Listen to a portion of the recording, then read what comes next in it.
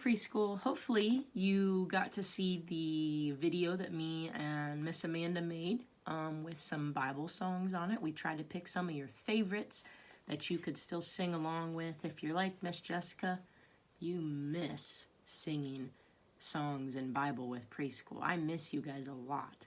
But hopefully you can sing along with those sometimes and enjoy those. Teach them to your parents, and maybe they could even sing along with you. They might learn some new songs. So you guys got to show them the motions, okay? But we're going to do a Bible story here today. And the title of our Bible story is Jesus Stills the Storm. Everywhere Jesus went, crowds gathered around him. They wanted to hear him talk about God the Father. They also wanted to see him heal sick people and their friends that they had brought to him, and to watch him do wonderful miracles. But Jesus knew that the disciples were with people day after day after day, and he knew that they needed some rests. Just like us, when we get tired, we need rest, right? So he got into a boat with his disciples to go across the Sea of Galilee. And here you can see they're in the boat, nice, calm, going across the Sea of Galilee. Well, after climbing into the boat, Jesus went to the back of the boat, and he laid down, and he fell fast asleep. Well, as they were going along, very quickly, a storm started to rage. A storm came, the winds began to blow,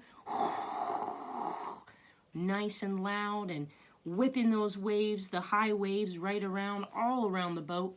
The waves even began to come so high that they crashed inside of the boat and began to fill the boat with water. And you guys know what happens when a boat gets filled with water. What happens to it? That's right, it starts to sink. Well, the disciples were scared. The tall mountains all around them were causing the Sea of Galilee to have even stronger winds that were blowing down and making this storm just terrible. The disciples, though, they were fishermen, and they had been in many storms before, and they knew just what to do. So they began to scoop up water the best they could to scoop it up and get it out of the boat. But the big waves kept coming and coming and coming. Over the side of the boat, they crashed in and filled the boat with more water. The disciples couldn't keep up getting the water out, and they began to be very, very afraid. They were afraid that their boat was going to sink. All this time, Jesus still was sleeping in the back of the boat, because the disciples were so afraid, they went back and they woke Jesus up. And they said to him, "Jesus, save us! Don't you care if we drown?"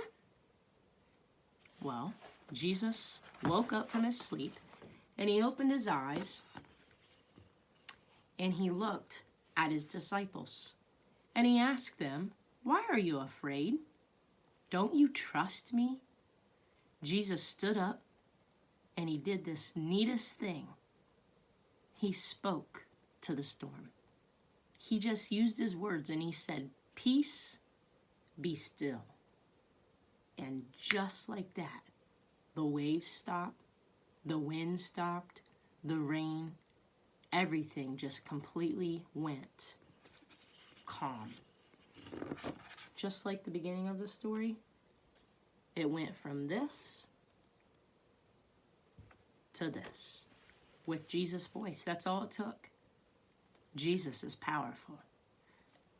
To the disciples' surprise, they couldn't believe it. The boat rested calmly in the water like it was before, and it was as if there had never even been a storm at all.